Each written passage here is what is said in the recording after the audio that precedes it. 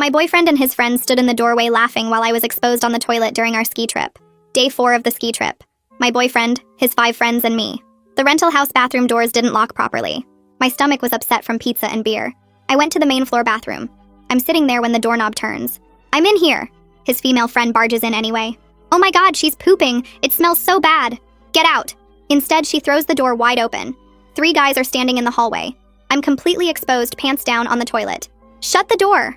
They just stood there laughing, pointing, making jokes about the smell. My boyfriend comes over. I think he's going to help. Instead, he walks into the bathroom. Holy shit, it really does stink. Then leaves. Doesn't shut the door. Doesn't stop them. Just makes it worse. I'm sitting there, completely vulnerable, while they're all in the doorway laughing. I start crying, screaming for them to leave. Finally, after what felt like hours, they shut the door. When I came out, all 6 started howling with laughter again. My boyfriend was laughing the hardest. I looked him in the eyes, tears streaming. He kept laughing.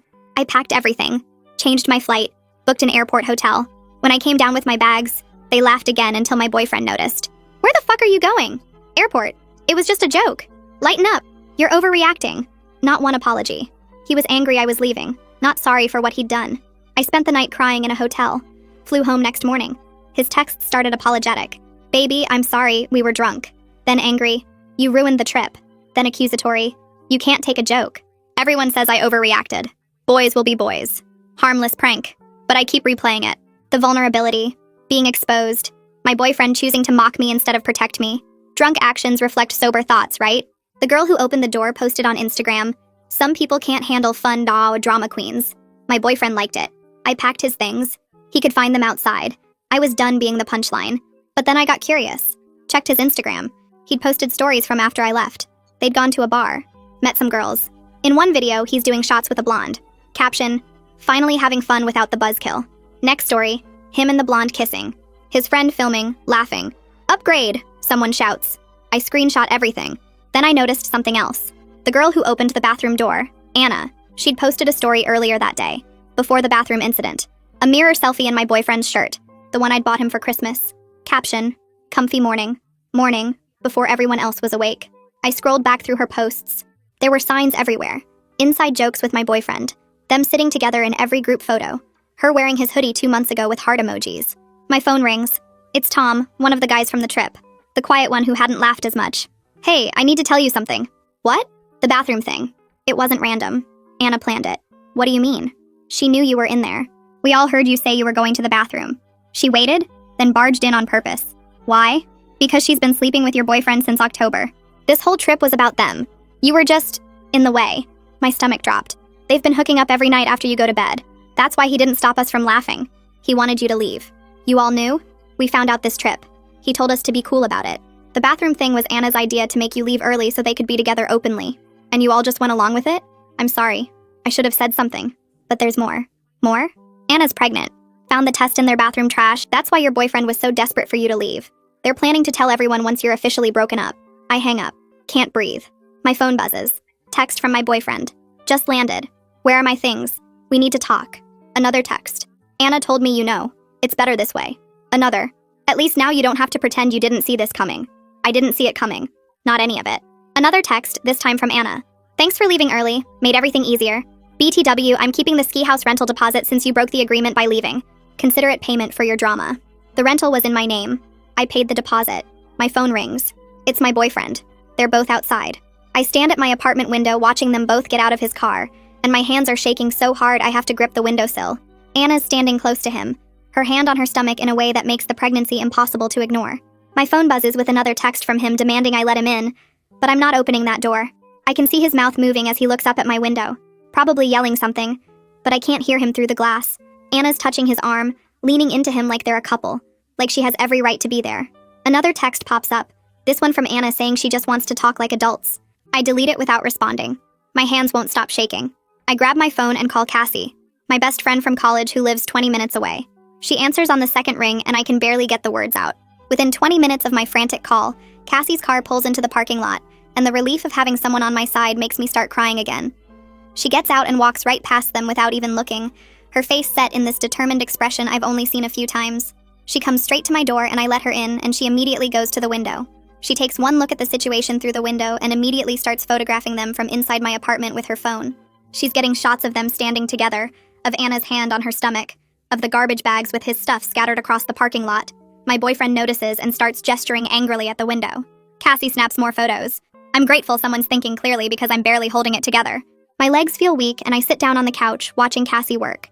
She turns to me with her phone still recording and her voice is firm and steady. My boyfriend starts yelling from the parking lot about his belongings getting ruined in the weather, but Cassie yells back through the closed window that he should have thought about that before cheating. Her voice is loud enough that I can hear it echo slightly in my apartment. Anna tries to approach my door and Cassie immediately pulls out her phone again, this time calling the police non-emergency line to report trespassing. I can hear her explaining the situation calmly to the operator, describing how my ex-boyfriend and his pregnant girlfriend are refusing to leave my property after I ask them to collect their belongings and go. The operator says an officer will come by to ensure the situation stays peaceful. Cassie hangs up and comes to sit next to me on the couch, putting her arm around my shoulders. While we wait for the police, I show Cassie all the Instagram evidence on my phone, scrolling through the screenshots I took last night. I show her Tom's text messages revealing the planned bathroom attack, the timeline of the affair, everything. I show her the text from Anna about keeping the rental deposit, the ones where she basically admits to the whole conspiracy. Cassie's face goes from shock to rage as she processes everything, her jaw getting tighter with each new piece of evidence. She takes my phone and starts scrolling herself, zooming in on photos, reading every caption. When she gets to the part about Anna wearing his Christmas shirt, she actually gasps. When she reads Tom's messages about the pregnancy and the planned humiliation, her hands start shaking. She looks at me with this expression of pure anger and disbelief. She's already Googling tenant rights lawyers on her phone with her other hand, her fingers moving fast across the screen. She pulls up 3 different law firm websites and starts reading reviews out loud. She's making notes in her phone about which ones specialize in rental disputes and theft. Every few seconds, she glances out the window to make sure they're still out there, still waiting. My phone keeps buzzing with more texts from him, getting angrier each time. Cassie grabs it and puts it on silent, setting it face down on the coffee table. She tells me I don't need to read any more of his manipulation right now. She's right. The police officer arrives about 15 minutes later, and I can see his patrol car pull up through the window. He's a tall guy, maybe in his 40s, with a calm, professional manner. He gets out and immediately approaches my ex-boyfriend and Anna in the parking lot. I can see them talking, my ex gesturing wildly with his hands, probably trying to charm his way out of trouble. The officer listens for a minute, then walks up to my door.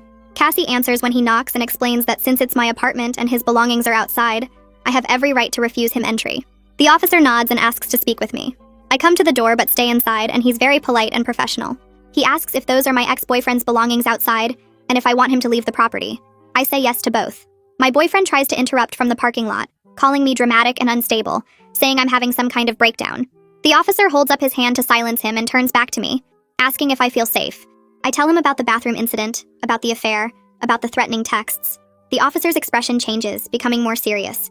He tells my ex-boyfriend to collect his things and leave the property within 10 minutes or face trespassing charges. His voice is firm and leaves no room for argument. My ex starts to protest, but the officer cuts him off, explaining that this is private property, and I have the right to refuse him access. Anna starts crying right on cue, her hand going to her stomach again in that obvious way. She's claiming she feels faint from the pregnancy, swaying a little like she might fall over. She's trying to manipulate sympathy from the officer, doing this whole damsel in distress routine. The officer asks if she needs medical attention, and she says no, just needs to sit down. Cassie loudly mentions from my doorway that Anna was healthy enough to plan a bathroom humiliation attack 4 days ago, her voice carrying across the parking lot.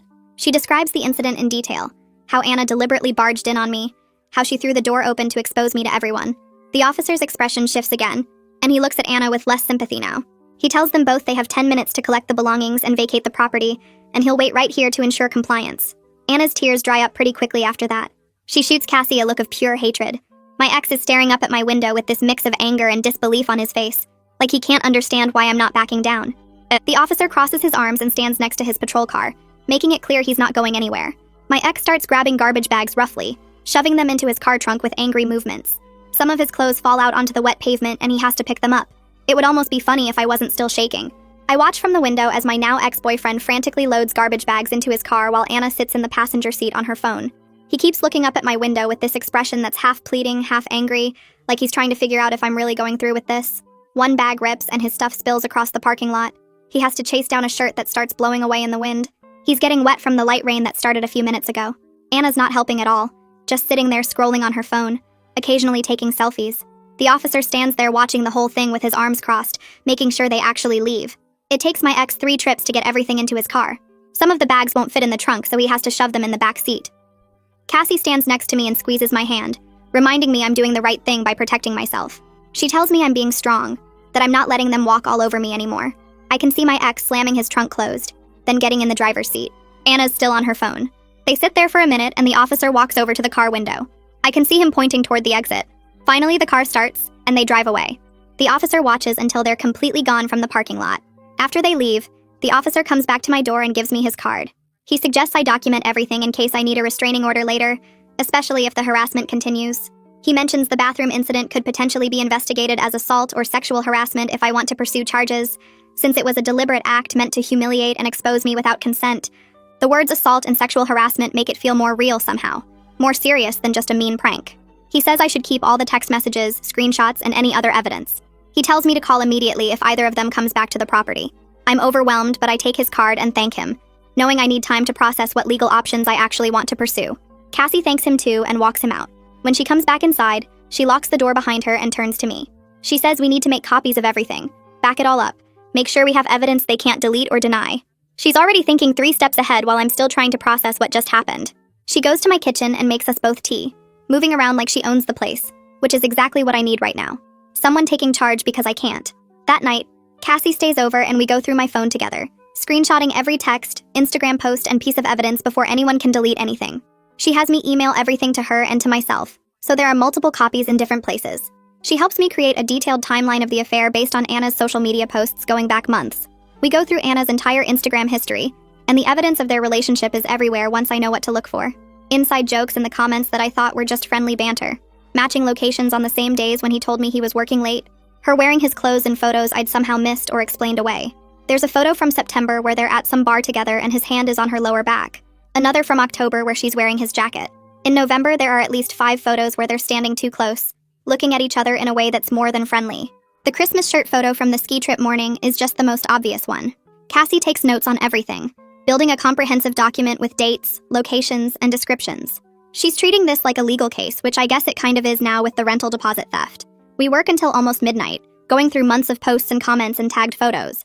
By the end, we have a file with over 50 screenshots and a timeline that clearly shows the affair started in October, just like Tom said. Cassie saves everything to a cloud drive and texts the link to herself and to me. She tells me we're prepared now, that we have everything we need to fight back. My brother Gavin calls after Cassie texted him what happened, and his voice on the phone is furious in that protective older brother way that makes me start crying again. He's asking if I'm okay, if they hurt me, if he needs to come over right now. Cassie takes the phone and explains the situation to him more calmly than I could. I can hear his voice getting louder through the speaker. He offers to come stay with me for a few days, handle any confrontations, and help me figure out the rental deposit situation. He's a paralegal, so he actually knows about this stuff, about contracts and tenant law and what Anna's trying to do. Cassie hands the phone back to me, and Gavin's voice is gentler now, asking what I need. I'm exhausted but grateful, and I tell him to come tomorrow because I need family right now. He says he'll be here first thing in the morning with breakfast and his laptop, and we're going to fix this. He tells me to try to sleep, that Cassie's there, and I'm safe. After we hang up, Cassie makes up the couch for herself, even though I offer her my bed. She says she wants to be in the living room in case anyone tries to come back tonight. She's being my guard dog, and I love her for it. I finally go to my bedroom around 1 in the morning, completely drained. I can hear Cassie moving around in the living room, probably still going through evidence or researching lawyers. I lie in bed staring at the ceiling, replaying everything that happened today. The confrontation in the parking lot, the officer making them leave, all those Instagram photos showing months of lies. But mostly I keep thinking about how I stood my ground, how I didn't let them in, how I'm not backing down. It's a small victory, but it feels huge. I lie in bed staring at the ceiling, unable to shut my brain off. Every time I close my eyes, I see that bathroom door flying open, Anna's face twisted in fake shock, those guys standing there laughing. Tom's words keep playing on repeat in my head. They planned it. Anna knew I was in there. She waited for the perfect moment to humiliate me. My ex wanted me to leave so he could be with her openly. I pull the blanket tighter around myself, but I can't stop shaking. The cruelty of it makes my stomach hurt.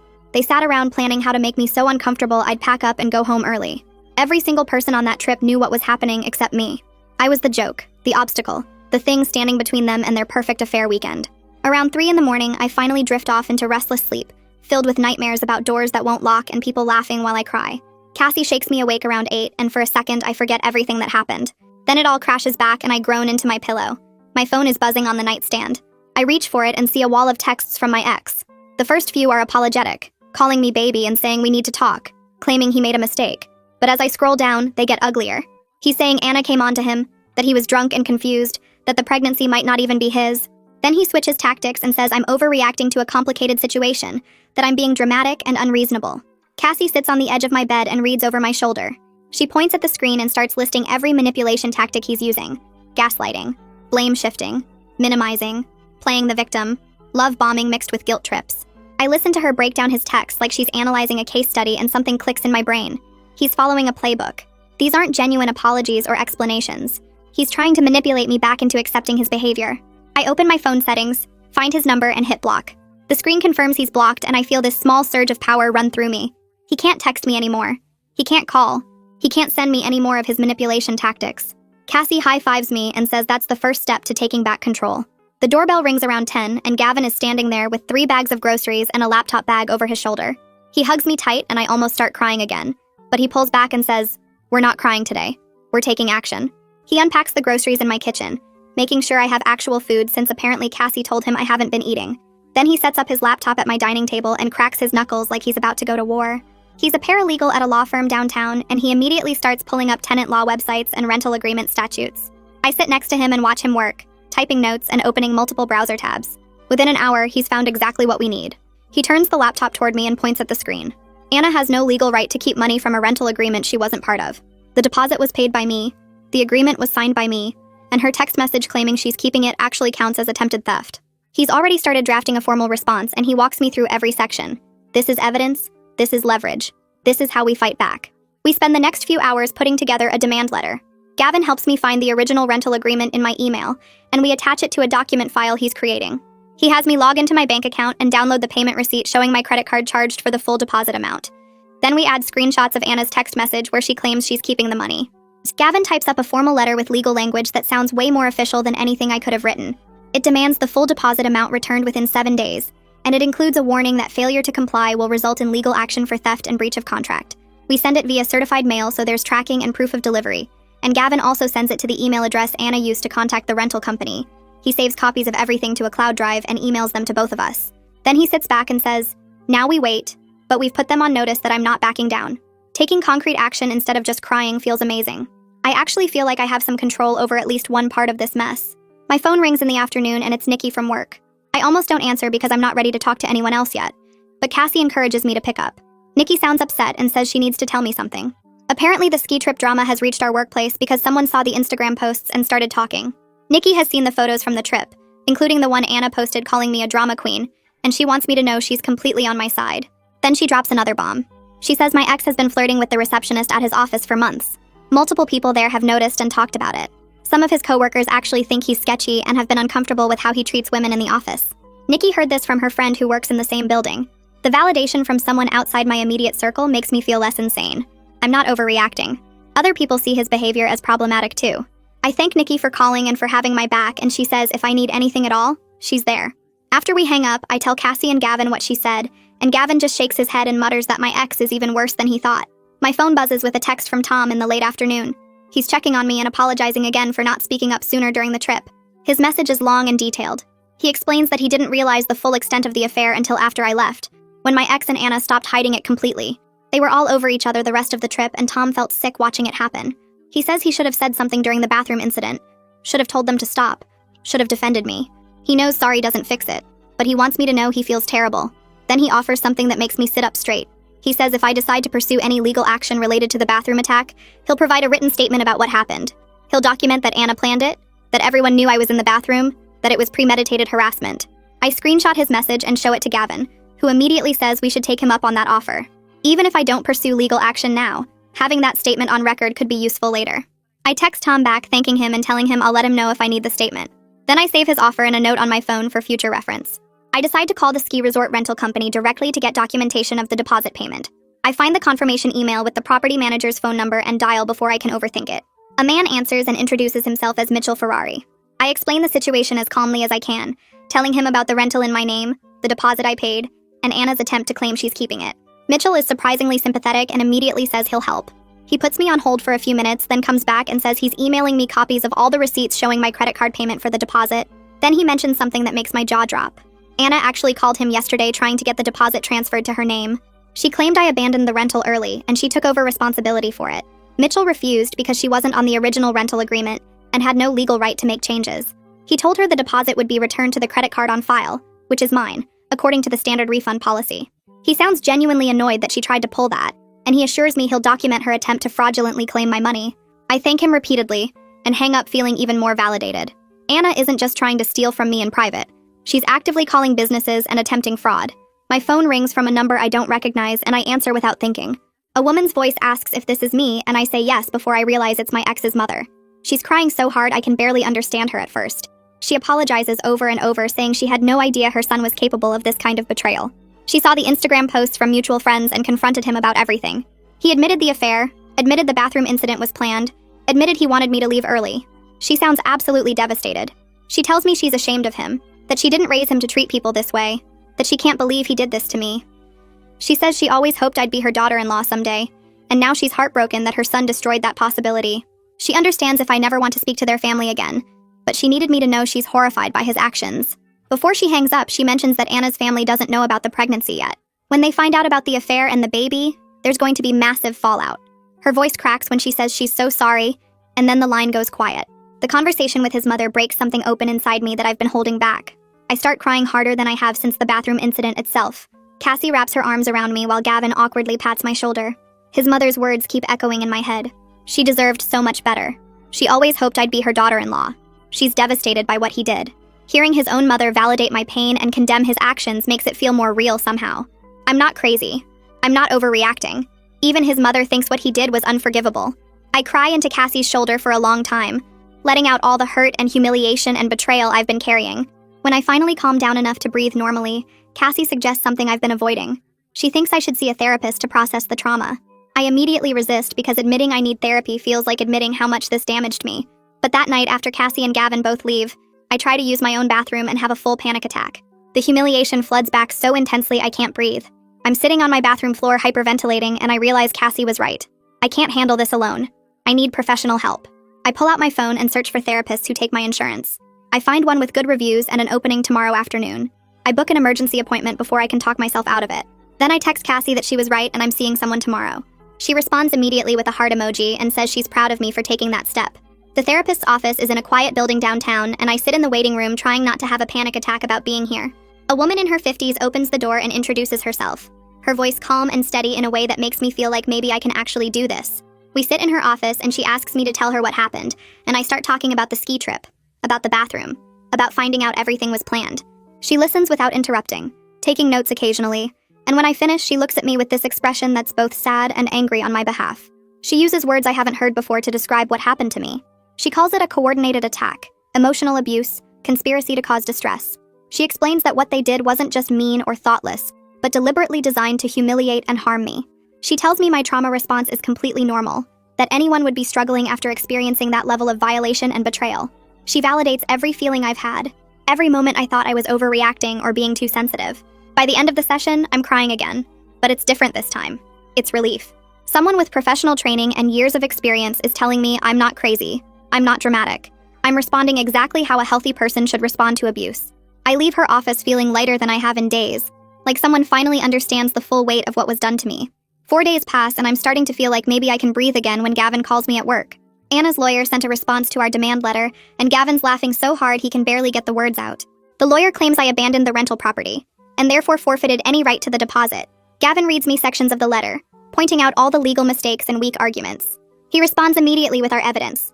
The rental agreement in my name, my payment receipts, Mitchell's statement about Anna trying to fraudulently transfer the deposit, text messages proving I left because of harassment.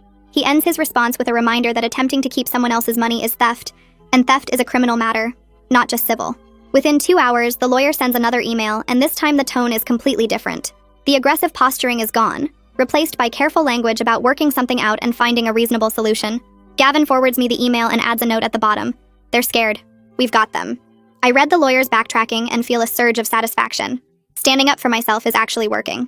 That night, I'm scrolling through my phone when a message request pops up from an account I don't recognize. I open it and immediately know it's my ex from the writing style and the things he references. He's created a fake account to get around my blocks. The message starts sweet, telling me he misses me and made a terrible mistake. I block the account and 3 more pop up over the next hour. The messages get angrier with each new account. One claims I'm ruining his life by turning people against him, as if he wasn't the one who publicly humiliated me and posted videos of himself kissing another woman. Another threatens to sue me for defamation because I told people what he did. I screenshot every single message, every fake account name, every threat and manipulation attempt. My evidence file is getting huge, folder after folder of his harassment and Anna's theft attempt and the Instagram posts and Tom's statement. I save everything to 3 different places because Gavin told me to always have backups. Each new fake account he creates just adds more proof of his harassment. He's making this easier for me without even realizing it. The next morning, Nikki calls me before I even get to the office. She sounds excited in that way people get when they have really good gossip. My ex got called into HR at his workplace yesterday. Someone, she doesn't know who, reported his Instagram posts from the ski trip as creating a hostile work environment.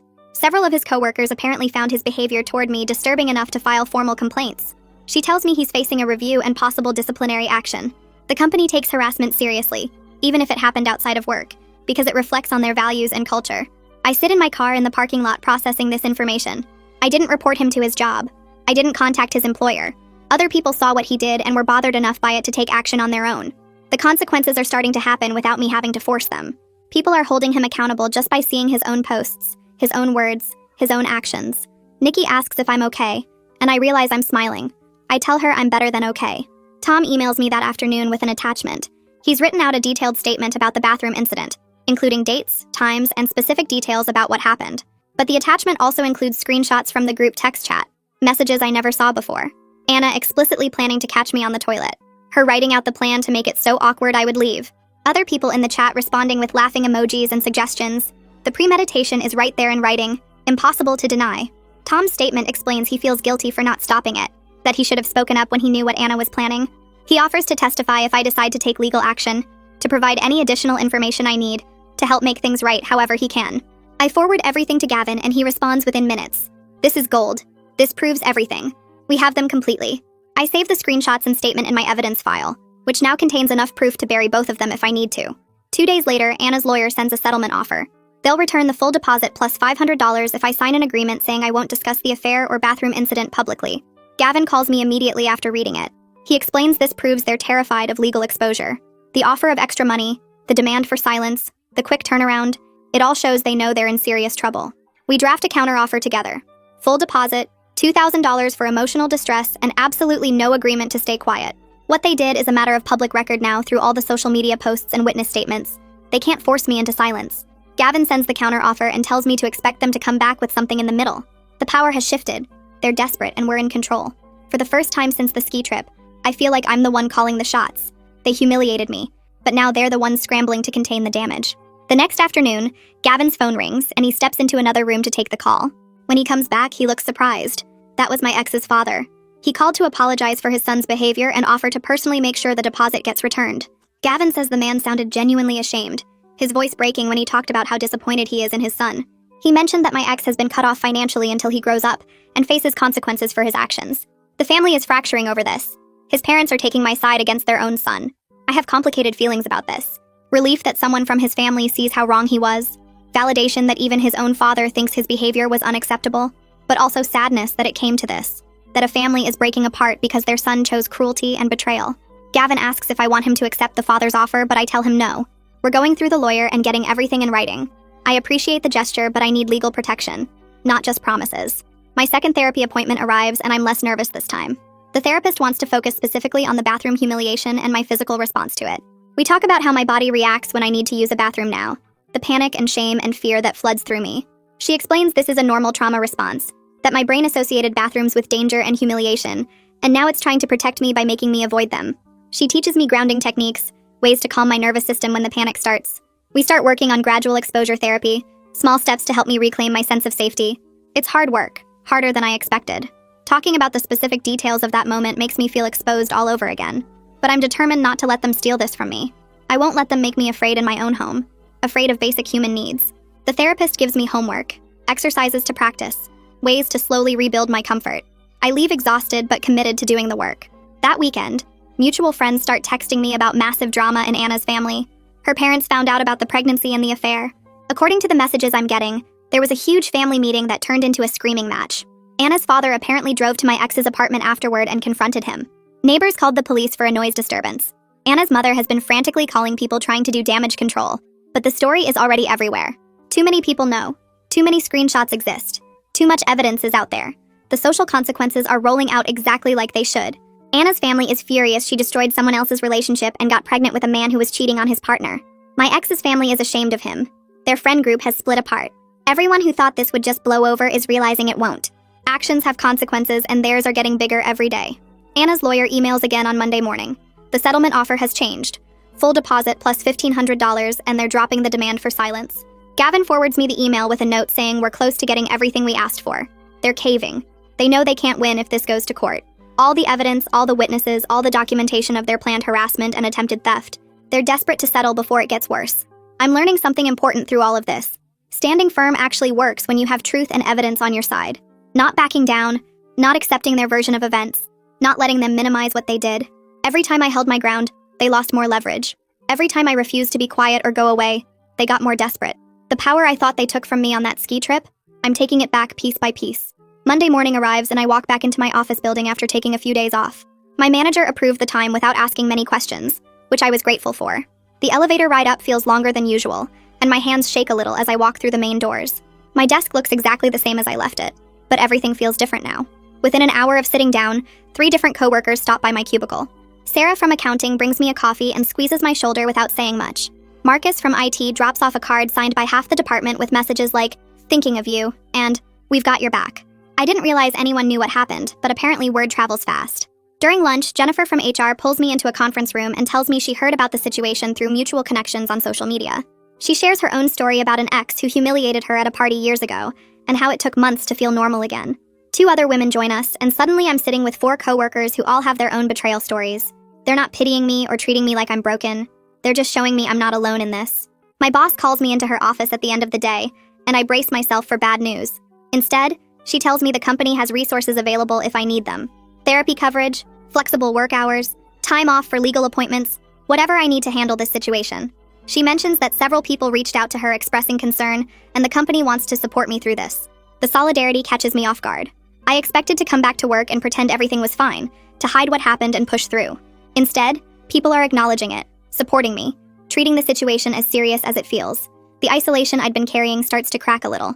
I'm not facing this alone. Tuesday afternoon, I'm walking to my car in the parking lot when I see him.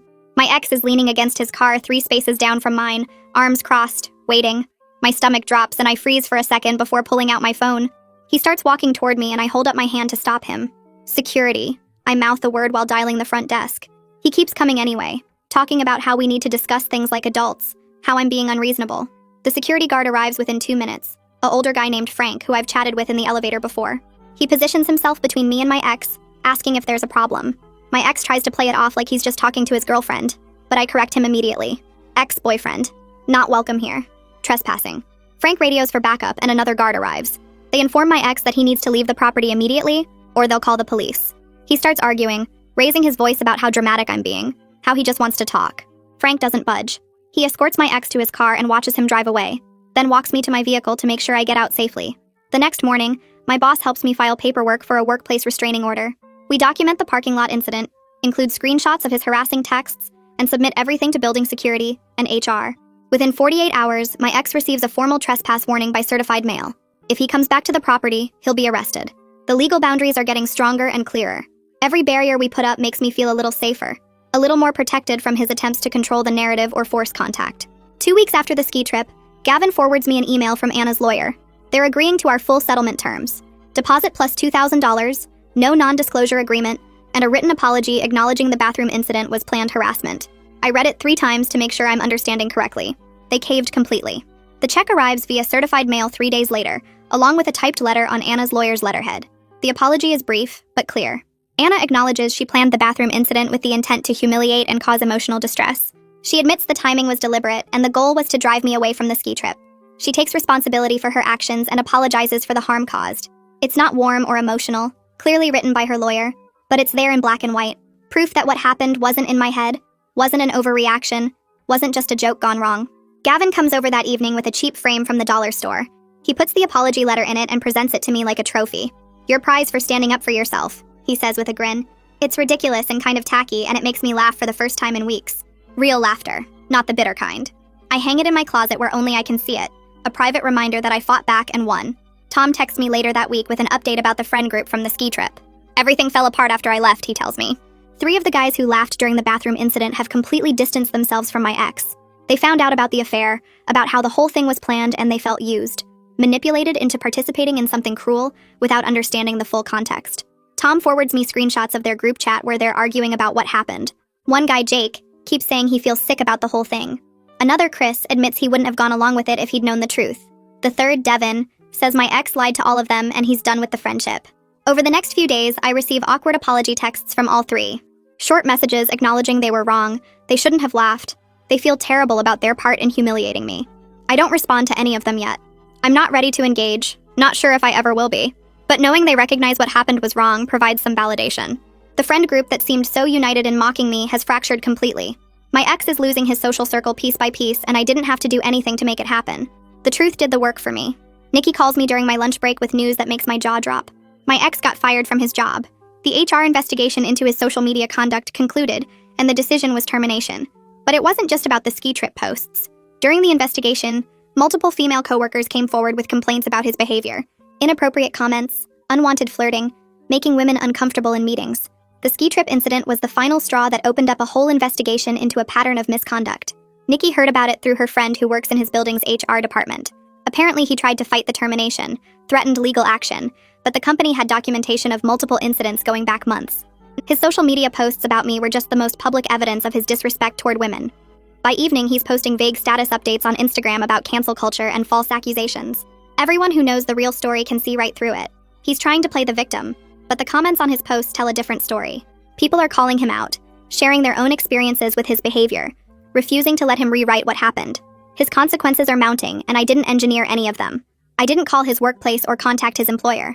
I just stood my ground, kept my evidence, and let the truth speak for itself. Sometimes justice happens naturally when you refuse to stay quiet. Anna moves back in with her parents as the pregnancy progresses. I hear about it through mutual friends who are still watching the situation unfold like a reality show. Her relationship with my ex has become increasingly volatile, according to the reports filtering back to me. They're fighting constantly, accusing each other of trapping the other, arguing about money and responsibility, and who's to blame for the mess they're in. The upgrade he celebrated on Instagram is turning into a nightmare of his own making. She's dealing with morning sickness and doctor appointments while he's unemployed and angry. He's facing a baby he didn't plan for with a woman he cheated with, and all the excitement of their affair is gone. Now it's just reality and consequences and 2 people who built their relationship on betrayal, discovering that's not a stable foundation. I feel a strange mix of vindication and pity watching their situation implode from a distance. Part of me wants to feel satisfied that they're suffering, that karma is working exactly as it should, but another part of me just feels sad about the whole mess. A baby is coming into a situation filled with resentment and instability. 2 families are dealing with shame and disappointment. Multiple friendships have been destroyed. The damage spreads wider than just me, touching everyone connected to what they did. My 3rd therapy session brings a breakthrough I wasn't expecting. The therapist asks me to talk about the bathroom incident again, but this time focusing on what it meant beyond just the embarrassment. We dig into how it connected to deeper issues of violation and powerlessness.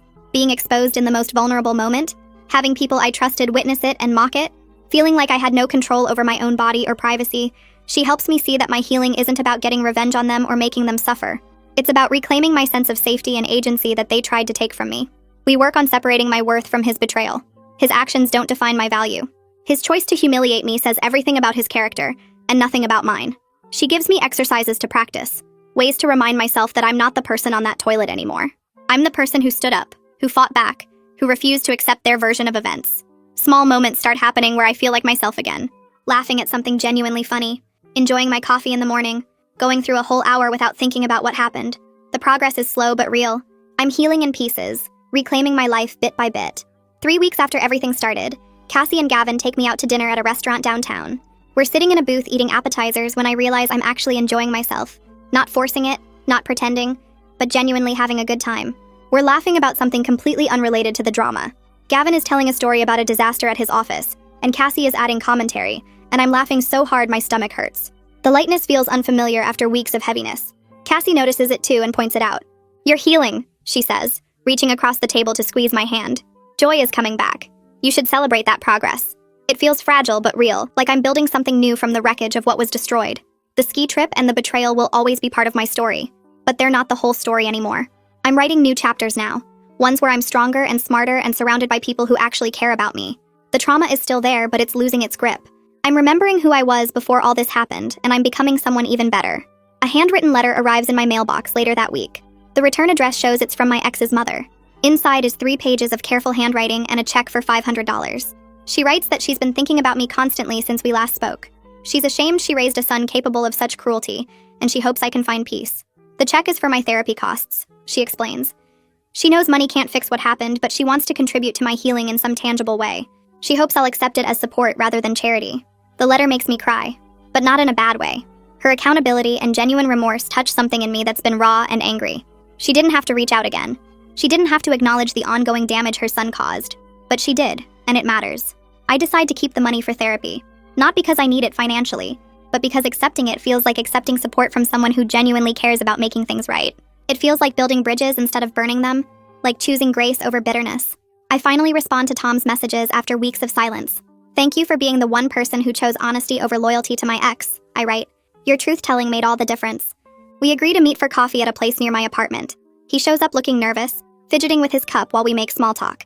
Then he apologizes in person, explaining everything. He's been examining his own complicity in toxic friend group dynamics, he says. Realizing how often he stayed silent when he should have spoken up, how he prioritized keeping the peace over doing what was right. The bathroom incident was a turning point for him. Watching everyone laugh while I cried made him see how cruel silence can be. His genuine remorse and growth impress me. He's not making excuses or minimizing what happened. He's taking real responsibility for his part in it, even though his part was mostly inaction. I tell him I forgive him and I mean it. Forgiveness feels good when it's offered to someone who earned it through real change and accountability. We talk for over an hour about everything that's happened since the ski trip. He shares updates about the friend group falling apart, about my ex's spiral, about Anna's situation. It feels good to have an honest conversation with someone who was there, who understands the full context. Tom isn't asking for anything from me. He's just offering truth and support and genuine friendship. That's worth something. I scroll through Anna's Instagram on a random Tuesday afternoon, the way you check the weather or your bank balance. Just information. No emotional charge anymore. Her latest post shows her lying in bed with her feet propped up on pillows. Caption about unexpected pregnancy complications and bed rest. The comments are all supportive messages from her family and friends. My ex isn't tagged. He's not in any of the photos her mom has been posting either, the ones showing Anna's sisters bringing her meals and keeping her company. I zoom in on one picture and notice the empty spot on her nightstand where a framed photo used to sit. Their relationship is falling apart in real time, and I feel nothing but distance from it. They're dealing with a baby neither of them planned for, families who are disappointed in both of them, and a foundation built entirely on lies and betrayal. It's not my circus anymore. Not my monkeys. I close Instagram and get back to work without a second thought. My therapist suggests I try dating again. Just casual coffee dates to practice opening up to new people. The idea makes my stomach twist. Trusting someone new with even basic information about myself feels impossible after everything. But she reminds me that staying closed off forever isn't healing. It's just hiding. So I download a dating app and immediately want to delete it. The profiles all blur together. Generic photos and boring bios. But then I see someone who lists teaching as his job and mentions loving hiking and reading. His name is Braden. His smile looks genuine in his photos, not practiced or fake. I swipe right before I can overthink it. We match within an hour. His first message is simple and kind, asking about my favorite book. We text back and forth for 3 days before he suggests meeting for coffee.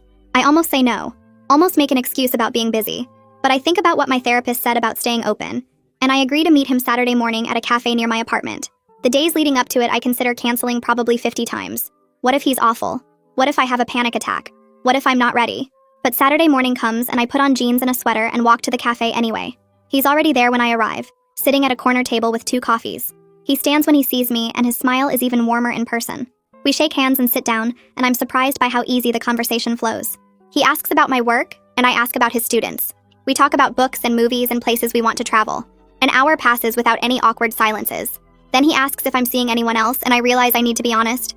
I tell him I'm recovering from a really bad breakup, that it ended recently, and I'm still processing a lot.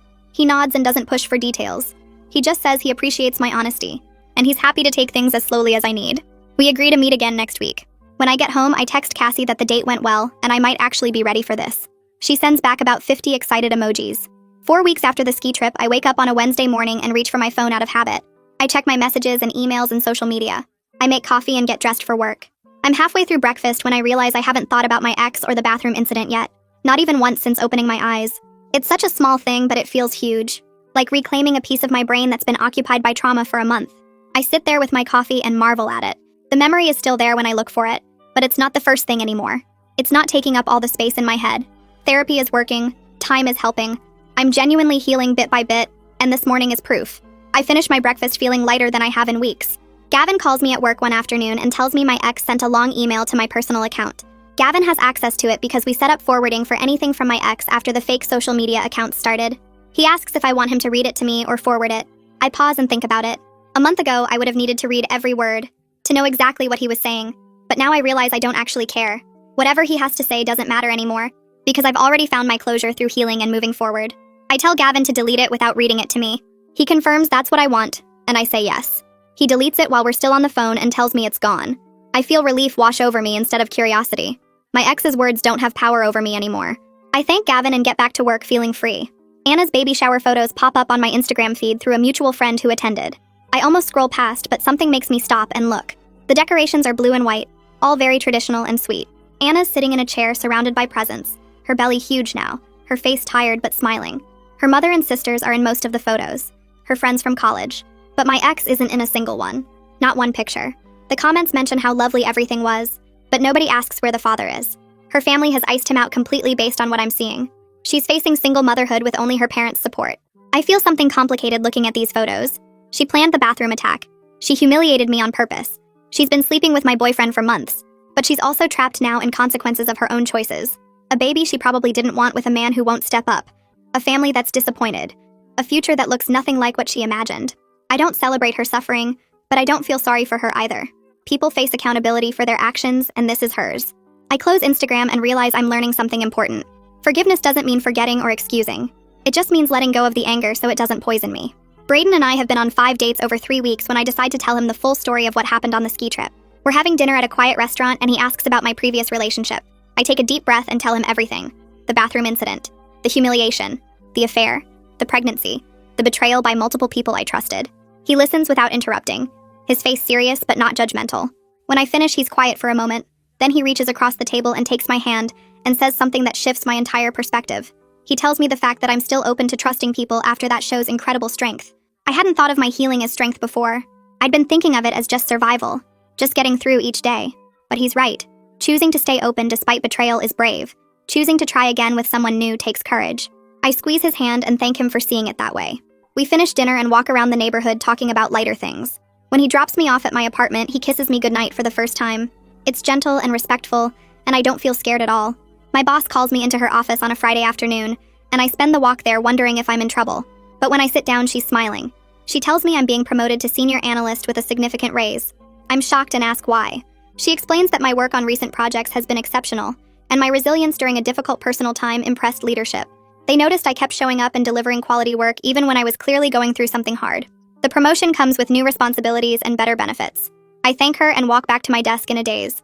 I text Gavin and Cassie the news and they both respond with congratulations. That night, I sit in my apartment looking at the promotion letter and realize something profound. I'm building a life that's better than what I had before. The betrayal destroyed one chapter, but it opened space for a better one. Better job, better relationship with Braden, better understanding of myself. I wouldn't have chosen this path, but I'm grateful for where it's leading. 2 months after the ski trip, I attend a friend's birthday party at a bar downtown. I'm standing by the drinks table when I see him. One of the guys who laughed during the bathroom incident. He's across the room talking to someone, but then he sees me and his face changes. He looks uncomfortable and guilty. Part of me wants to leave, but I'm not running anymore. I stay where I am. He finishes his conversation and walks over to me. He apologizes immediately, stumbling over his words. He tells me he's been in therapy working on why he participated in cruelty that night. He admits he was a coward who went along with the group instead of doing what was right. His apology sounds genuine. I can see the shame in his face. I tell him I appreciate his accountability and I forgive him. He looks relieved and thanks me. We talk for a few more minutes about how he's been working on himself. Then he excuses himself and I watch him leave. Cassie comes up behind me and asks if I'm okay. I tell her I am. Forgiveness is more for me than for them. Carrying anger hurts me more than it hurts the people who wronged me. Letting it go feels like setting down something heavy I've been carrying too long. Anna gives birth to a boy according to the announcement that appears on social media. The post is from her mother, showing a tiny baby wrapped in a blue blanket. The caption mentions Anna and the baby are both healthy and resting. It conspicuously doesn't mention my ex as the father. Doesn't mention him at all. Mutual friends start texting me about drama they've heard regarding paternity and whether he'll be involved. Apparently there's a whole mess unfolding about his rights and responsibilities. I read the messages and feel completely disconnected from their chaos. It's not my story anymore. My story is about healing and growth and building something new with Braden. Their drama is background noise that doesn't touch me. I mute the group chat and go back to planning my weekend. Cassie and I take a weekend trip together to a mountain resort 2 hours away. We deliberately choose a mountain location to reclaim that kind of experience with positive memories. The drive up is beautiful, and we blast music the whole way. We check into a cabin that's cozy and warm with a fireplace and big windows overlooking the slopes. Saturday morning we go skiing, and I'm nervous at first, worried the mountains will trigger memories of the ski trip. But Cassie stays close and we take it slow. By the afternoon, I'm laughing and racing her down easier runs. We have dinner at the resort restaurant and drink wine by the fireplace. Sunday, we ski again and explore the village shops. I don't have a single panic attack the entire weekend. No flashbacks, no tears, just fun and friendship and joy. On the drive home, Cassie tells me she's proud of how far I've come. I tell her I couldn't have done it without her support. She waves that off, but I mean it. Having people who show up matters more than anything. I'm taking back what they tried to ruin, and it feels like a victory lap. The mountains are mine again, not tainted by their cruelty. I'm reclaiming every piece of my life they tried to steal. Brayden and I are sitting on his couch watching a movie when he pauses it and turns to face me. His expression is serious but warm. He takes my hand and tells me he's falling for me. The words hang in the air between us, and I wait for the panic to hit. I wait for my brain to start listing all the reasons this is dangerous. But instead, I feel this calm certainty settling into my chest. I realize I'm falling for him too. He's been patient with my anxiety about bathrooms and crowds. He's never once made me feel stupid for my trauma responses. He doesn't push when I need space, and he shows up when I need support. We talk for hours about what taking our relationship to the next level means. He asks what I need to feel safe, and I tell him honestly. He listens to every word and promises to respect my boundaries. My capacity for trust wasn't broken forever. It just needed time and the right person to heal with. Brayden is that person. Tom texts me a few days later with news about my ex. His Instagram account went completely dark after months of bitter posts about being misunderstood and victimized. Tom heard through mutual friends that my ex moved to another state for a fresh start. He's running from the reputation he built here. People know what he did, and they don't want to be associated with him anymore. Anna is raising the baby with her parents helping full-time. She blocked everyone connected to the ski trip on social media. Tom says she's isolated herself completely from the friend group. Their story is ending in loneliness and regret, while mine is opening into connection and happiness. I feel oddly detached from this information. They're just people I used to know who made terrible choices. Their consequences belong to them now. I walk into my therapist's office for what turns out to be a milestone session. She reviews my progress over the past 3 months and suggests we move to monthly maintenance sessions instead of weekly. My trauma responses have gotten so much better. I can use public bathrooms without having panic attacks. I sleep through the night without nightmares about being exposed and humiliated. I've rebuilt my sense of safety in my own body and in my daily life. The work was incredibly hard. There were sessions where I cried for the entire hour. There were weeks where I felt like I was moving backwards instead of forward, but it paid off in reclaiming my peace. My therapist tells me she's proud of how committed I've been to healing. I leave her office feeling lighter than I have in months. Gavin comes over for dinner at my apartment, and we talk about everything that's happened since the ski trip. He tells me he's proud of how I handled the whole situation. I pursued justice without becoming consumed by revenge. I healed without rushing the process. I stayed open to love despite being betrayed in the worst way. His words make my eyes fill with tears. I tell him I'm proud of myself too. I could have let this destroy me. I could have become bitter and closed off to any future relationships. But instead, I let the experience refine me into someone stronger and wiser. Gavin raises his glass and toasts to my resilience. We spend the rest of the evening laughing and talking about happier things. Having my brother's support through all of this meant everything. 6 months after the ski trip, I'm sitting with Brayden looking at vacation destinations on my laptop. We're planning a trip to somewhere warm and beautiful, maybe a beach resort or a tropical island, somewhere completely different from snowy mountains and ski lodges. We're talking about future plans while we browse. He mentions wanting me to meet his family, his parents and his younger sister. The idea of being brought into someone's life again used to terrify me. Meeting family felt like a huge commitment that could blow up in my face. But now it feels exciting instead of scary. I'm ready to build something real with someone who actually deserves my trust. Brayden has earned that through consistent actions over months. I tell him I'd love to meet his family, and he lights up with this genuine smile. I'm at the grocery store picking up ingredients for dinner when I see Anna's mother in the produce section. She recognizes me immediately and walks over. My first instinct is to leave, but I stay put. She apologizes for her daughter's actions. She tells me Anna has expressed regret about the bathroom incident, though she hasn't reached out to me directly. Her mother seems genuinely sorry and embarrassed by the whole situation. I tell her I've forgiven Anna for my own peace, even if we'll never speak again. Forgiveness doesn't require us to have a relationship or pretend what happened was okay. It just means I'm not carrying anger around anymore. Her mother looks relieved and thanks me for my grace. We part ways and I continue shopping. The encounter doesn't shake me the way it might have months ago. Tom sends me a wedding invitation in the mail. He's engaged to someone new and he wants me to attend with Brayden. I'm genuinely happy for him. He did the right thing by telling me the truth about the bathroom attack, even though it was hard. He's been working on himself in therapy and becoming a better person. The fact that I can celebrate his happiness despite our complicated history shows how far I've come. I'm not carrying bitterness anymore. I'm carrying wisdom and clear boundaries and actual joy. Brayden and I RSVP yes to the wedding. I buy a dress and mark the date on my calendar. Going to this wedding feels like closing a chapter in a healthy way. My boss sends me to a conference in another city to present on a major project I led at work. I'm standing at the podium in front of hundreds of people talking about strategy and results. My voice is steady and confident. I'm answering questions and engaging with the audience. Afterwards, several people come up to tell me how impressive my presentation was. I realize how much my confidence has grown since the ski trip. The person who sat crying on that toilet feeling powerless and humiliated feels like a different version of me. I've changed in fundamental ways. I've turned pain into purpose, betrayal into boundaries, trauma into proof of my own resilience. The growth didn't happen overnight, but it happened. Brayden and I decide to move in together. We find an apartment that's perfect for both of us. 2 bedrooms so we each have space, a kitchen with good light, a bathroom with a lock that actually works. Moving day arrives and I'm surprised by how safe and natural the whole thing feels. We're creating a home together. Our space with our rules and our privacy that's respected. The bathroom in our new place has a solid lock and Brayden never barges in. It becomes a sanctuary instead of a trigger. I can take long baths without anxiety. I can use the toilet without fear. I've fully reclaimed what they tried to take from me. Every room in this apartment represents healing and new beginnings. A message request pops up on social media from someone I don't know. A woman named Sarah who experienced something similar to my bathroom incident. She found my story through mutual friends and wants advice on healing from public humiliation and betrayal. I spend over an hour writing back to her. I tell her about therapy and how it saved me, about setting boundaries with people who minimized what happened, about giving herself time to heal without rushing, about building a support system of people who actually show up, about refusing to let cruelty define her capacity for joy in the future. I share resources and encouragement. Helping someone else process their trauma gives my own experience meaning beyond just my personal healing. Maybe something good can come from what happened to me if it helps other people survive their own nightmares. I wake up on a random Tuesday and realize the bathroom incident didn't cross my mind yesterday, or the day before that. The whole ski trip feels like something that happened to a different version of me, not the person I am now. My therapist mentioned this would happen eventually, called it integration or something like that. The trauma is still part of my story, but it doesn't control my thoughts anymore. I can go hours without remembering, sometimes entire days. That feels like the biggest victory of all, bigger than the settlement money or the apologies. I'm free from it living in my head constantly. Cassie comes over for dinner at the apartment Brayden and I share. She's looking around at our space, the photos on the walls, the comfortable furniture we picked out together. She tells me she's never seen me this happy.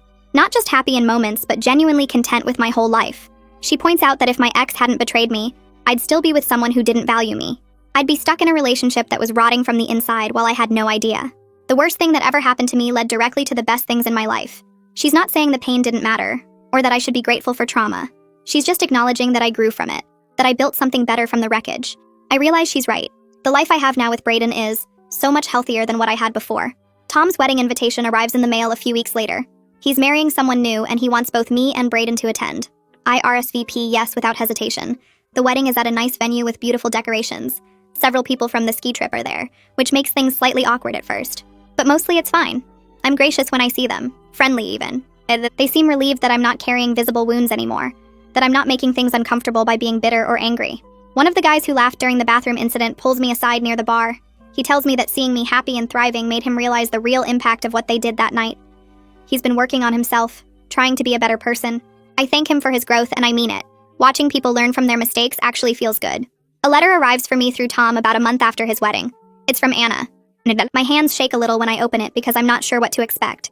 She apologizes for the bathroom incident and acknowledges it was cruel and planned ahead of time. She doesn't make excuses or try to justify what she did. She's not asking for forgiveness or trying to restart a friendship. She's just taking accountability for her actions. I read the letter once, let it sit with me for a few minutes, then file it away in a drawer. Her apology doesn't change my healing process, because I've already done that work without needing her validation. But it does confirm what I already knew deep down. What happened was wrong and even she knows it now. Brayden plans a weekend trip to the mountains a few months later.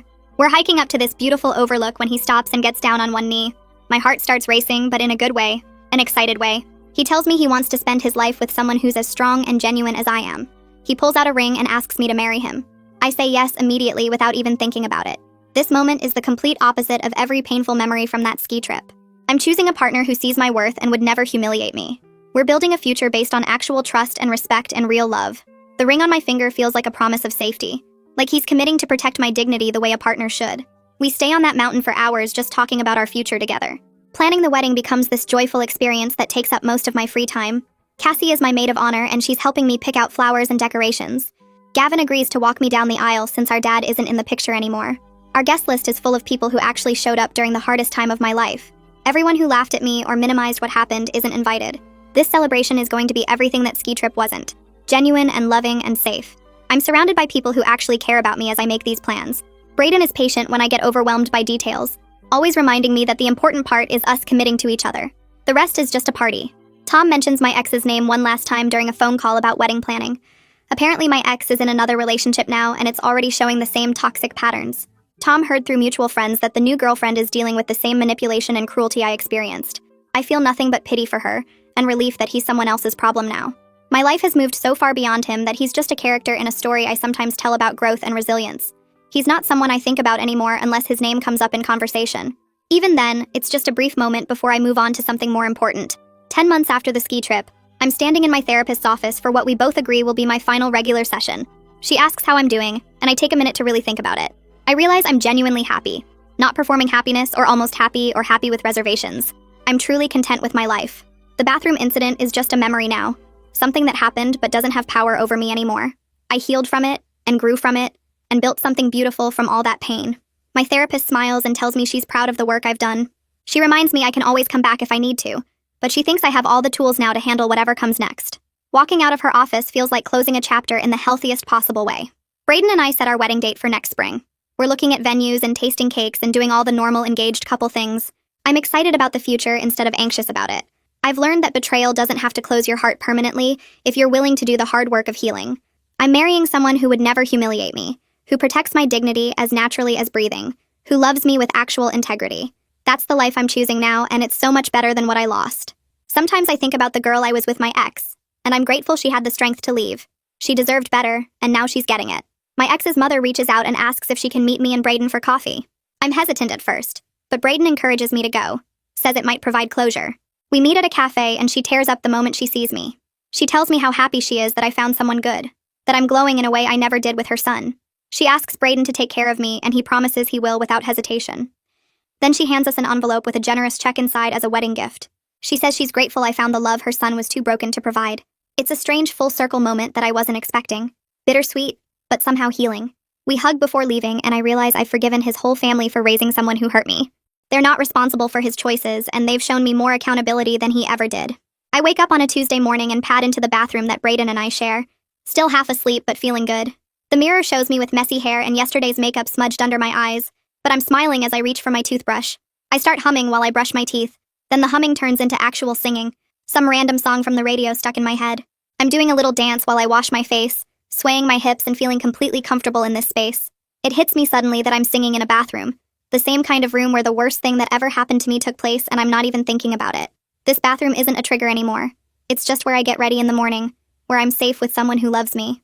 I catch my own eye in the mirror and realize this is what victory looks like. Not some dramatic moment of revenge or justice. Just me being happy and free in a space that used to make me panic. The bathroom at the ski house tried to break me, but here I am months later singing off key while I put on moisturizer, completely reclaimed and whole. Later that week, I'm sitting at our kitchen table with wedding magazines spread everywhere, sticky notes marking pages of dresses and flowers and venues. Brayden's at work and I have the afternoon off, so I'm deep into planning mode, making lists and checking prices and feeling excited about our future. But then I pause with my pen hovering over a checklist, and I think about that girl who was crying on the toilet at the ski house, humiliated and exposed and broken. I want to reach back through time and tell her that everything's going to be okay, that this awful moment is going to lead somewhere beautiful. I want her to know she's going to leave that bathroom and that boyfriend and that whole toxic situation, and she's going to build something so much better. She's going to be happy and successful and loved by someone who actually deserves her. She's going to wake up singing in bathrooms without even thinking about what happened. The worst moment of my life turned into the catalyst for becoming the best version of myself, and I'm grateful for the strength I found when I needed it most. I'm grateful I left. Grateful I fought for the deposit. Grateful I went to therapy. Grateful I stayed open to love even after betrayal. That girl crying on the toilet couldn't see any of this coming, but I wish I could tell her she's going to be free.